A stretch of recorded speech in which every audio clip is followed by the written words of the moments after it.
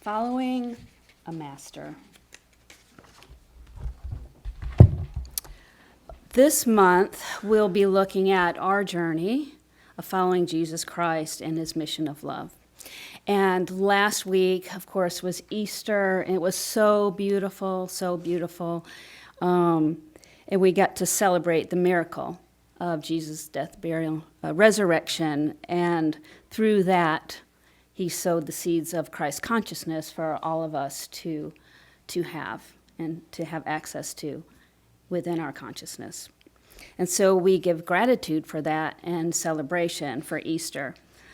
And something Cindy said last week, it's time to marry our spiritual self with our human walk through love and not fear. I'm going to circle back to that. So if we look at what is a master? Master is a person with authority, control, superior skill, the one whom the answer can be found. And as we follow a master, we become a disciple, do we not? The disciples follow Jesus. And a disciple is a dedicated follower, an apprentice of a teacher, and they commit to the teachings of the master and then adopt the master's way of life. And it creates, you need discipline, right, to be a disciple? Discipline. And sometimes we may look at discipline in a fear reality instead of a love reality. The word discipline sometimes means punishment.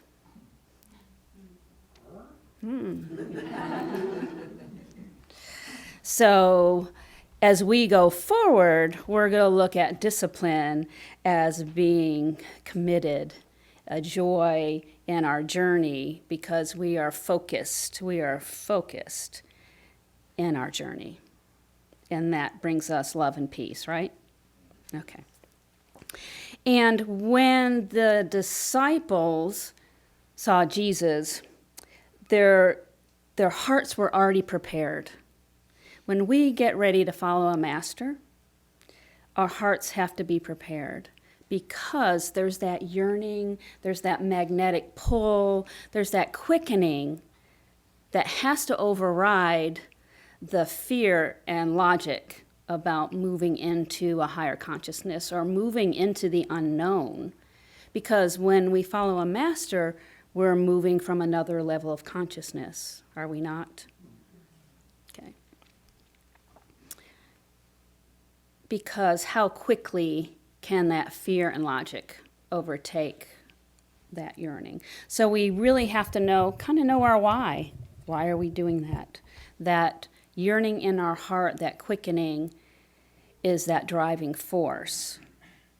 Then it comes with faith. So as to follow a master, what does it take? Commitment, the desire and focus. Even if you're going for a master's in something else in school, you have to have that commitment, you have that desire and that focus. You have to know, like, the work, what's involved. There needs to be an outline, maybe a syllabus, like what to be expected. What's to be expected? You have to listen to and do what the master says. How good are we at following directions? We have to ask ourselves. We're still doing it. And there will be tests. There will be tests. And in that point, you need to go back and remember, why am I doing this? You need to follow the heart with faith and get out of the mind. Okay? There will be purification on all levels because we're lifting from where we are. So that means we need to change our thoughts, we need to change our emotions, and also our physical being will change because we're infusing all that with love, which is going to be different than where we were. We release attachments to previous consciousness. How easy is that? We get to demonstrate our faith. How easy is that? We have to see with the eyes of soul. In order to see a different reality from where we are, we need to see differently, don't we? There'll be a change in our relationships. Won't there? Hasn't there been? We need to learn to be loving and generous, right? Forgive ourselves and others. And do we know we've signed up for this? Yeah. We've signed up for this. Okay. And we've been working on it, right? So we're going to look at how the disciples came to follow Jesus and look at how we follow our own inner Christ. Because they were following Jesus, the man, and the Christ, but our master is within, right? It's really about following our heart and our soul's desire. So in the Aquarian Gospel, chapter 66, some of his disciples followed John before they followed Jesus. So they were seeking, and they had that big draw. They were searching for the Messiah, for the prophet. And so that was how big do you think that needed to be for them to do that, to overcome the consciousness of the day? And so they said, "We would gladly follow where you go, Lord. Tell us what to do." And Jesus said, "The foxes of the earth have homes, the birds have nests. I have no place to lay my head." Wow. How does that make you feel?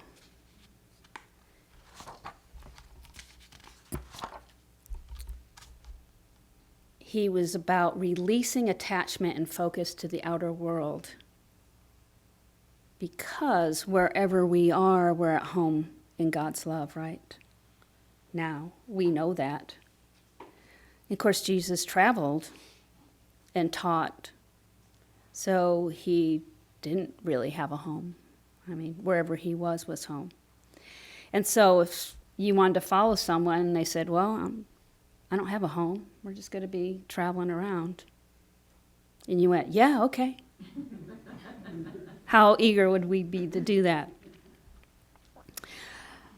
He who would follow me must give up all cravings of the self and lose his life in saving life.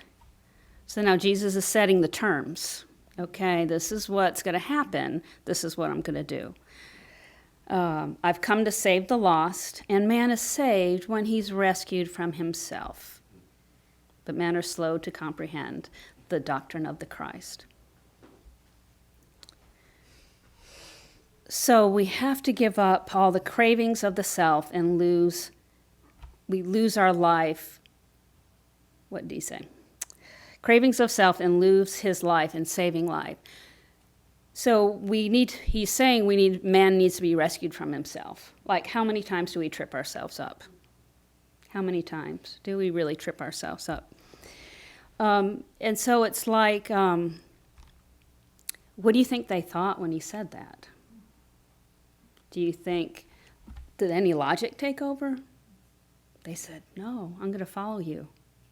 Because that's a tall order, isn't it? And Peter said, "I cannot speak for any other man, but for myself I speak. I will leave and follow where you lead." And then the others spoke and said, "You have the words of truth. You came from God, and if we follow in your footsteps, we cannot miss the way." We cannot miss the way if we follow in your footsteps. And then Jesus and the six sat in a long silent thought. So where do our words of truth come from? Do we listen to our words of truth and do not miss the way? Our words of truth come from with our inner Christ, don't they? Okay. And so they sat in silent thought. So they connected with the Master in the silence. And don't we need to connect with our Master in the silence? That's where we hear the truth. We might not always understand it, but that's where we hear. Jesus was teaching the people, but he was also teaching the disciples. And the disciples got to hear his words over and over again because Jesus traveled. And so he might have spoke to a group of people one time, but the disciples were with him and they heard him over and over again, and they saw his demonstrations over and over again. And isn't that how we learn? It's from repetition, hearing, keeping in our consciousness what we're following in our minds and our hearts. So we follow, and we also, what else? Repeat. We just keep that in our consciousness. It helps keep us focused and on the path, doesn't it? Keep us focused and on the path. Repetition. And Jesus taught them that Christ is universal love and love is king. He said, "Look to the Christ within, who shall be formed in every one of you as he is formed in me. Purify your hearts by faith, and you will see his face." And they asked, how do we do that? And Jesus said, whatever tends to purify in thought and word and deed will cleanse the temple of the flesh. There are no rules that can apply to all, for men are specialists in sin. Each has his own besetting sin. Each must study for himself how he can best transmute his tendency to evil things to do that of righteous and love. So we all have to become aware. We don't really want to call them sins or evil, but they're things. What do we need to do to stay on our path, to satisfy that yearning, that desired connection to follow our master? We all have habits that we could change, whether it's our thoughts, our eating, or where we go, or we all know what it is, don't we? We all are aware or start to become aware of, okay, is this right for me? Is this not right for me? Is this good for me? Is this not good for me? Not that anything would be bad or good. Maybe it's just not for you right then. There isn't, we have to be liquid, changeable. When we get an answer, is this for me? That doesn't mean it's always for me, and it's not never for me. Because sometimes we want to do something and it's not the right time, and other times it would be. But we have to check. We have to go within and see, what is mine?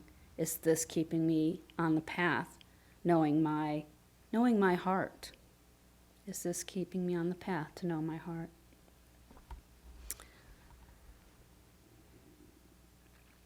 So this test of purifying our thoughts and actions can be pretty hard, can it? And so Jesus said, until men reach the higher planes, this will give the best results. Do unto other men what you would have to them do to you. This is their study guide. He's like, I know this is hard. You really have to change and purify your thoughts and actions. So let me give you this little clue. Just hang on to this. Do unto other men what you would have them do to you. This will open their energy in the flow and keep them in right relationship with the whole. It will keep their eye going, what would I want? What would I want? How would I want to be treated? If I want respect, I give respect. If I want love, I give love. If I want kindness, I give kindness. If I want patience, I give patience. If I want understanding, I give understanding. And that way you start to become those things that you desire. What an awesome key that one little rule is. Then they traveled and they went to Nazareth, and Jesus was not honored in his own home. So the ruler of the synagogue asked Peter, who is this Jesus that's come to Nazareth? And Peter said, it's Jesus the Christ, who our prophets wrote And the ruler said, tell him to come to me so he can plead his case. Like, okay, he needs to come to the synagogue and prove to me who he is. And, of course, Jesus did not go. He did not go. It's hard for people in our family to see us differently because we have to release attachments of how to prove ourselves. And now God is the authority for Jesus. God tells Jesus where to go, what not to do, when to go. Because when we're with our family, if we started this path, when we started this path, and as we walk on this path following our heart, our vibration shifts. And it's evident in our family. We start being different. We may not be playing the roles that we always played. Maybe you were the peacekeeper, or maybe you were the one that always had to handle everything because no one else would. Or maybe you were whatever all of our family dynamics are, and you start to go, no, I'm not guided to do this right now. That creates a vibration throughout our family and community. Have you all felt that at some point? Okay. Besides, they think you're crazy.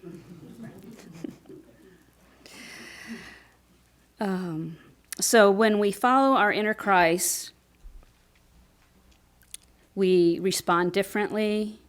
We release control over things that we used to do before. But Jesus did say to his people and his kin, "Goodwill to you, my kin. I bless you with a boundless love, and I bespeak for you abundant joy and happiness."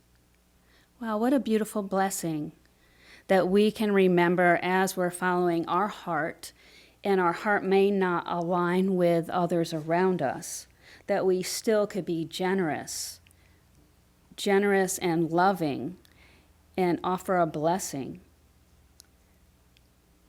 instead of what we might be thinking or saying. I thought that was beautiful. I bless you with boundless love. I bespeak for you abundant joy and happiness. So as we start to change, the ones close to us may not understand because we choose to follow in a different way. Jesus and some of his disciples in 71 were by the sea in Capernaum, and people rushed wanting to see the king.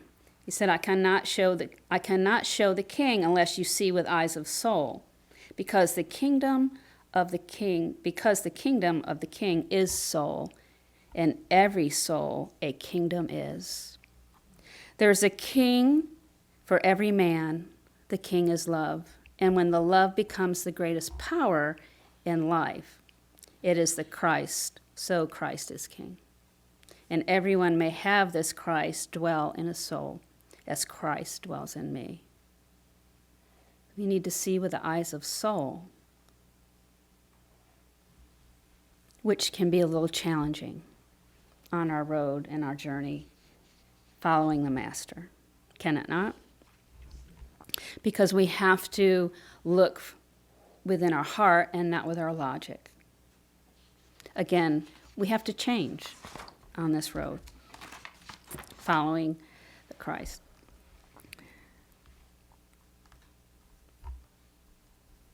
And Jesus Teacher Healer, there's a parable of the wedding garment. There are in you spheres of consciousness of life far removed from what you know on the physical plane. There are in you spheres of consciousness of life far removed from what you know on the physical plane. These can be reached by all who create within themselves the necessary conditions.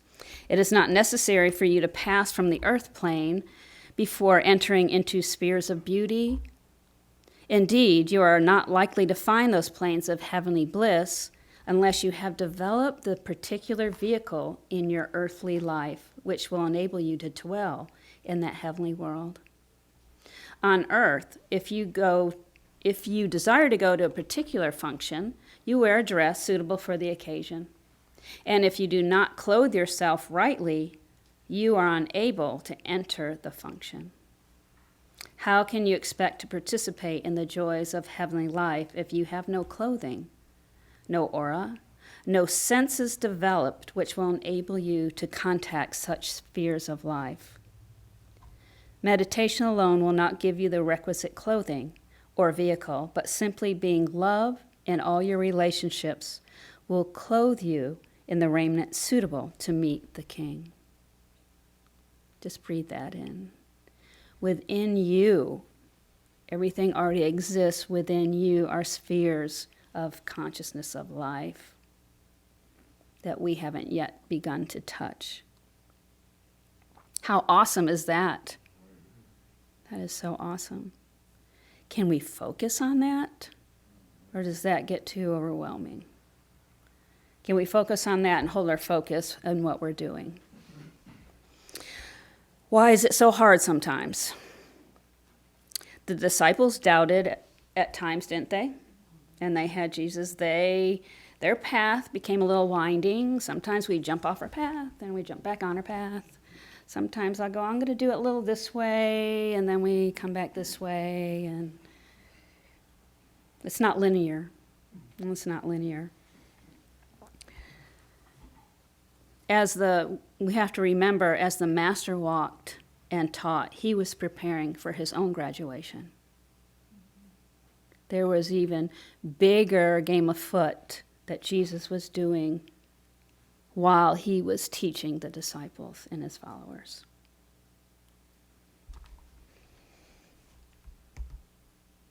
So when it comes time for us, for our graduation, our big demonstration of faith, Christed consciousness, will we scatter like most of the disciples did? Will we go? Will we scatter? But we have chosen this path for our good, right? And for good of humanity. So let me just throw this out. We've chosen it for our good. When we were little, and your parents said, this is for your own good. Was it a punishment? This is for your own good. We didn't like that, did we? When we were told this is for your own good? Because we couldn't understand. And sometimes it was a punishment. And sometimes it was because we could not understand the ramifications of what we were going to do. And it could have been for our safety. It could have been for punishment. It could have been for a lot of things. But what in our subconscious files is vibrating when we say, well, we know we chose it and it's for our good. It's for the good of all humanity. Does it feel good or does it feel scary? Both. This is for your own good. It's not a punishment. We're moving on our path from fear of punishment to embodying love and saying yes. Because we're getting to know our own heart. We're getting to know our own heart. Is this true for me?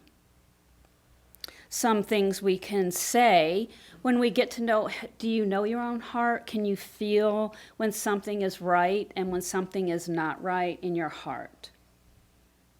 There can be that anxiety that can fill your front of your heart and the back of your heart, and the fear can be in your mind. But when you start to know your heart, you will feel that rightness, that sense of peace that is underneath all of that. And what we need to do is remove the blocks and the fear that create that so we can hear. Some things we could say is, even though I'm scared and I'm unsure, even though I'm scared, I desire to follow my heart. Even though I'm sure, I desire to follow my heart. Even though I can't see the outcome, I desire to feel peace in my heart. Even though I don't understand, I desire to know my heart. Even though everything is a lot for me right now, I desire to trust and follow my heart.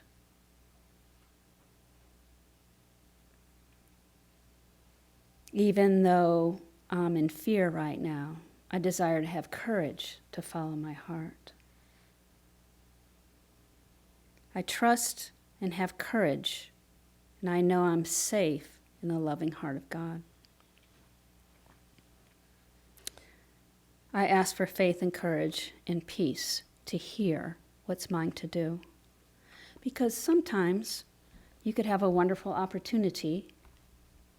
It could be something fun. And you say, yeah, I want to do that. Because in your mind, you go, yeah, I want to do that. But sometimes it may not be the right time for you, even though it's fun. And you have to always check, is this mine to do today? Because if it's not, you're going to be out of sync and out of right timing where you need to be. I remember John's grandmother died, and we were all going to go to Oklahoma. And I said, of course, my husband's grandmother died, we're all going to go. And then I went, it's not mine to do. I can't go. I don't know why. I want to go, but I can't go. Okay. And then come to find out, something happened with one of our sons, Ryan or Chris, where I needed to be there. Because I had to follow my heart instead of doing something out of duty, like, of course, I'm going to go there, and this is what you do. You go there. We have to, and if I went, things would be different. But even following the smallest little thing and asking, is this true for me? Do I do this now? You start to feel what it feels like in your heart. What is true for you? What is your master telling you? And are you hearing it? And above all, I ask to be guided by love always. So on our journey, we've kind of experienced what the disciples experienced, don't we? We go through our trials and tribulations, our doubts, our fears, our wins. Every time we follow our guidance, it builds more confidence that we know what we're doing and we know how to hear, and we can trust. Every time we do that, it builds trust in knowing that we are on the right path. And when we're on that path, that yearning in our heart and that faith and that knowing will override the fear and anxiety of what you may need to be doing. Right? Have we all experienced that? Okay. All right, well, let's just go within and anchor that.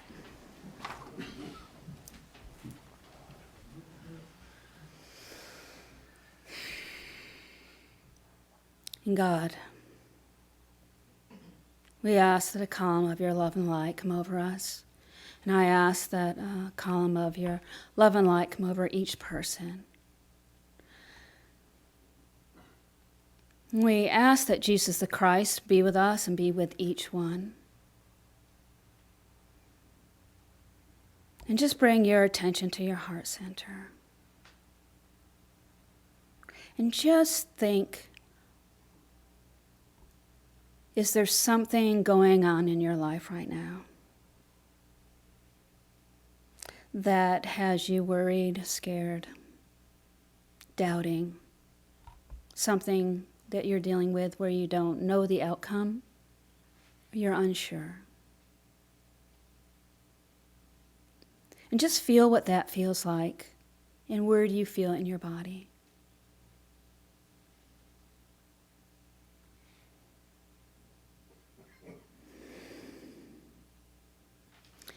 And in this space, feel Jesus Christ by your side. And ask that your inner ears and eyes be open, that your heart be open to the truth of what's true for you. And ask to feel peace within your heart, to clear away the distractions, the what ifs, the yeah buts, the fear and the worry. And listen. Feel that sense of rightness within your own heart. It should feel like an anchoring, a peace. Even though I don't understand, I'm willing to trust my heart. Even though I don't know the outcome, I'm willing to follow my heart. And I know each step will be guided because I will ask each step. Even though I'm scared, even though I'm unsure, I'm open to feeling peace and trusting in the greater plan. And just feel what that feels like. And listen.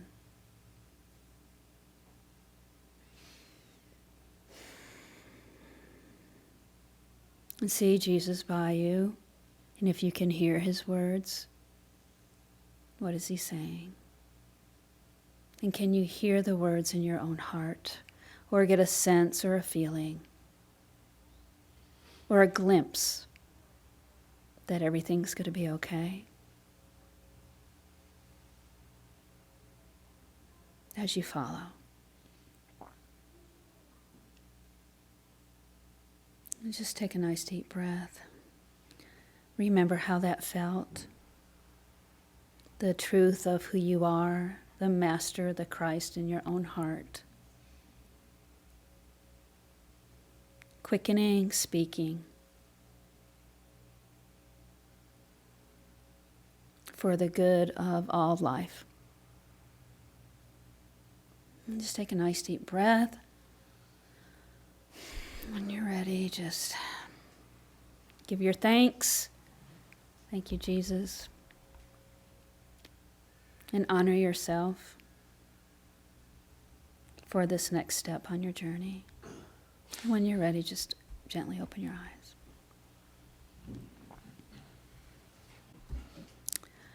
So I hope that as we go through the week, you can start to feel that own sense of peace and truth within your own heart and follow that, because that will always lead you to love.